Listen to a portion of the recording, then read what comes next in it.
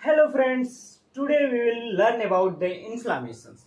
आज की इस वीडियो में हम जानेंगे कि इन्फ्लामेशंस क्या होती है, what is inflammation, what is the 5 cardinal sign of inflammations, what is the positive agent of inflammations, and last में हम देखेंगे what is the type of inflammations. आप देख रहे हैं लर्न विद विवेकानंद। मेरा नाम है विवेक कुमार और चलिए अब इस वीडियो को हम शुरू करते हैं। सबसे पहले हम जानेंगे कि what is the definitions of inflammation. Inflammation is the defensive process total living body ability to against the local tissue damage. जहां पे लोकल टिश्यू डैमेज होती है वहां पे वो डिफेंसिव मैकेनिज्म स्टार्ट हो जाता है, उसी को हम इन्फ्लामेशन करते हैं। आगे कहते हैं कि it is the tax the forms of the complex reactions of the blood vessels and certain plasma components blood and connective tissue. वहां पे अगर इंजुरीज जिस साइट होती है वहां पे बहुत सारी ब्लड वेसल्स के द्वारा ब्लड एक्यूमुलेट होने लगती है और डिफेंसिव जितने भी सेल्स है जैसे WBC ल्यूकोसाइट्स ये जो होते हैं एक्यूमुलेट होने लगते हैं और इन्फ्लामेशन स्टार्ट कर देते हैं। शॉर्ट में कहें तो it is the response to the vascular connective tissue towards the injury site. जो इंजुरी साइट पे जो होती है वहां पे जो इन्फ्लामेशन स्टार्ट होती है, वैस्कुलर एक रिस्पॉन्स होती है। चलिए इसको हम समझते हैं। जैसे कि किसी भी पॉजिटिव एजेंट के द्वारा, पॉजिटिव एजेंट कुछ भी हो सकता है, जैसे फिजिकल जो केमिकल ट्रॉमा हो सकता है, फिजिकल ट्रॉमा हो सकता है, रेडिएशन, इलेक्ट्रिसिटी, माइक्रोबियल एजेंट के द्वारा कोई एक्शंस हो गया, या इम्यूनिटी, खुद की इम्यूनिटी जो होती है एक्ट करने लगती है खुद की बॉडी पे। तो उसके वो ये सब क्या है, एक एजेंट है, पॉजिटिव एजेंट है इन्फ्लामेशन।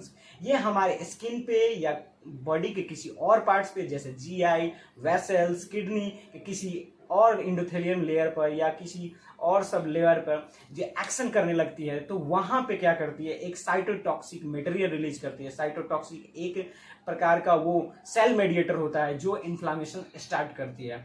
तो साइटोटॉक्सिक ये सब चीजें होती है, ये इन्फ्लामेशन स्टार्ट करने वाली होती है। तो मेन पर्पस क्या होती है इन्फ्लामेशन का, to heal the tissue, the injury site. जो इंजुरी साइट होती है उसको हील करने के लिए ये सब चीजें होती है।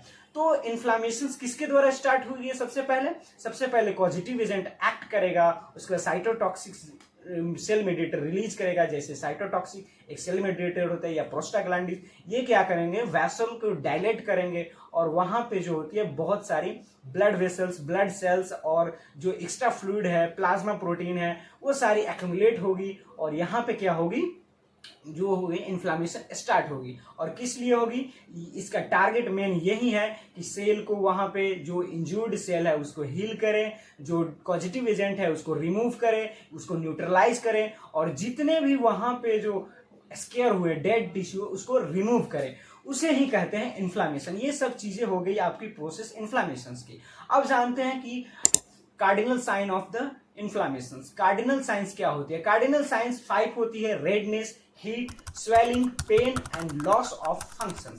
अब एक एक करके जानते हैं कि क्यों होती है। रेडनेस क्यों होती है? रेडनेस इसलिए होती है कि ब्लड की जो फ्लो होती है वो ज्यादा हो जाती है। रेडनेस और हीट ब्लड के फ्लो होने से। ब्लड फ्लो क्यों ज्यादा हो रही है? क्योंकि वैसोडायलेटर रिलीज हो रहा है वहां पर। वैसोडायलेटर किसके द्वारा? जो इंज्यूर्ड के साइट है, जहां इंजुरी हुई है वहां के जो मास्ट सेल्स हैं वो रिलीज करते हैं प्रोस्टाग्लैंडिन्स और साइटोकाइनिन, जो वेसल को डायलेट करते हैं। और ये जो वेसल डायलेट होते हैं तो ब्लड का प्रेशर बढ़ेगा, ब्लड का फ्लो बढ़ता है वहां पे, जिसके कारण से रेडनेस और हीट होती है। स्वेलिंग कैसे होती है? अब जानते हैं स्वेलिंग जो होती है वो एडिमा की वजह से। एडिमा कैसे होती है? जिसमें ये ब्लड वेसल्स में हाइड्रोस्टेटिक प्रेशर बढ़ जाती है।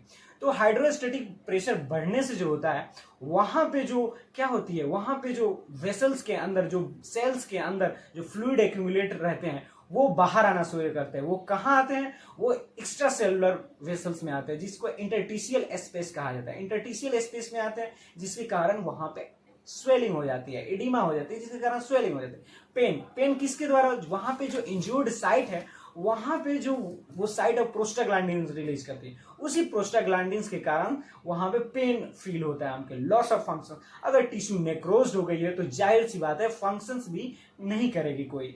अब इसका हम देख लेते हैं टाइप क्या होते हैं। इन्फ्लामेशन कितने टाइप्स की? इन्फ्लामेशन 2 टाइप्स की होती है, क्रोनिक और एक्यूट। एक्यूट से हम क्या समझते हैं? एक्यूट जो शॉर्ट टर्म के लिए होती है, यानी ऑनसेट ऑफ एक्शन होती है, तुरंत एक्शन होती है, वहां पे इंज्यूर्ड जो सेल्स होती है, जो साइट होती है वहां पे तुरंत एक्शन होती है।